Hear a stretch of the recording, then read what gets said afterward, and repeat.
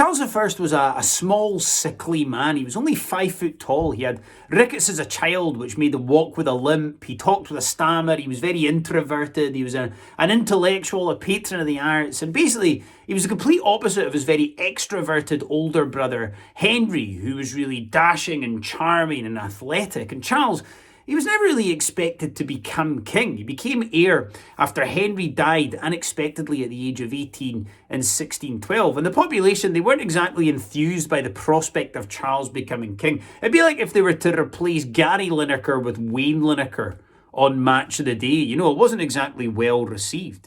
Charles, he just lacked the statesmanship, the charm and the charisma of his older brother. Not that you need statesmanship, charm and charisma to become leader in England. You just need to have gone to the right private school.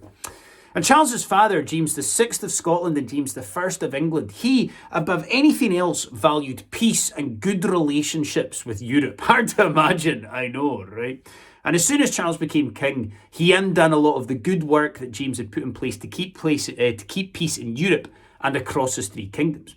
Now, Charles, he may have been born in Scotland, but he cared very little and knew very little of his kingdom of birth. It took him 8 years after becoming king before he travelled to Scotland for his Scottish coronation. He didn't give a shit about being coronated in Scotland and just cared about England. He was kind of like Brendan Rodgers, you know what I mean? Like born in Scotland, moved immediately to England, didn't care about Scotland, didn't know anything about Scotland, was 5 foot tall, pasty white and walked with a limp. Like, really, he should have got a call up to the national side, Charles. Do you know what I mean? That's still a better option than Matt Ritchie, that one. And even when Charles did come north for his Scottish coronation, he did so in an Anglican ceremony wearing Anglican robes. It was an English coronation in Scotland, like when they name the new leader of the Scottish Conservative Party. The whole thing was done purely to annoy Scottish people. It's a sort of inane shit like when they put Union flags on all of the food in Tesco's. It was done just to annoy Scottish people. And Charles, like his father, he wanted to impose the ecclesiastical structure of the Anglican Church in Scotland. Now, the Anglican Church, the Church of England, is kind of set up in a very similar way to the Catholic Church with bishops and archbishops and all this kind of stuff. Basically, all you do is you replace the Pope with the Queen as the head of the church. Somewhere a Rangers fan's heads just exploded at that bit there, right? But bear with me. Whereas in Scotland, we have Presbyterianism. And Presbyterians, they don't really give a shit about the monarch. In their eyes, the king or the queen's just another subject in the eyes of the god. It comes down to English people's obsession with the royal family. Do you know what I mean? Whereas we'd rather put a picture of a Highland coo in a tea towel than the queen. And Charles, he wanted to impose Anglicanism on Scotland. So he introduced a code of canons, which is kind of like a church law. First rule of church is do not talk about church. The second rule of church is do not talk about church. I mean, that's what my priest used to say to me anyway.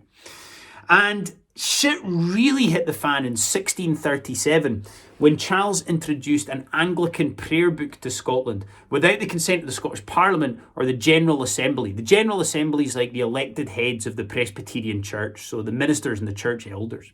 When the Dean of St Giles Cathedral, James Hannay, tried to read from this new prayer book on the 23rd of July, 1637, a local woman by the name of Jenny Geddes responded to him doing this by hurling her stool at his head.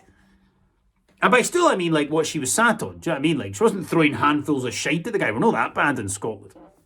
Now, in terms of heckles from angry Scottish women, that one ranks somewhere in the middle. Do you know what I mean? Somewhere between getting a drink thrown at you and getting stabbed in the neck with a stiletto. And normally, when Scottish women do something like this, it results in what we call a rammy here in Scotland, whereby all hell breaks loose as kind of wild, wild west saloon-style chili con carnage. Jenny Geddes, she managed to spark riots across the country that would lead to a war in Scotland, that would lead to a war across the three kingdoms, that would end with the king being beheaded, proving that you do not want to piss off Scottish women, folks. And Charles, he threatened to charge the rioters with treason, and their response was the signing of one of the most important documents in Scottish history, the National Covenant. Now, the National Covenant vowed to protect Scotland's national religion, Presbyterianism, and it called for free parliaments, parliaments that were free from the influence of the king. basically. It was signed on the 28th of February 1638 at Greyfriars Kirkyard in Edinburgh. If you need to know anything about how cheery Presbyterians are, the fact that they signed their most important document in a graveyard tells you about everything you need to know. It was first signed by the nobles and the barons, then by the burgesses and the ministers, and then by the plebs, basically. Copies of the National Covenant were sent around the kingdom, and it collected thousands and thousands of signatures. It had more signatures than is required to send something to the EU after Brexit. So pretty impressive, I'm sure you'll agree, right? And to Charles, the signing of the covenant was tantamount to a declaration of war. And so he wanted to make war with the Covenanters, but he knew in order to make war with the Covenanters, he would need the support of the English Parliament. But the English Parliament hadn't sat for 10 years. It didn't stop its MPs from claiming expenses on fucking headphones, mind you. And so Charles, he couldn't realistically put an army together that could take on the Covenanters. And so in the Bishop Wars of 1639 to 1640, the Scottish Covenanters, they were able to defeat Charles pretty easily. Most of the fighting was done over 10 days in 1640. They basically won after 10 days. It was like this season's Scottish Premiership. After 10 days, they were able to take Newcastle.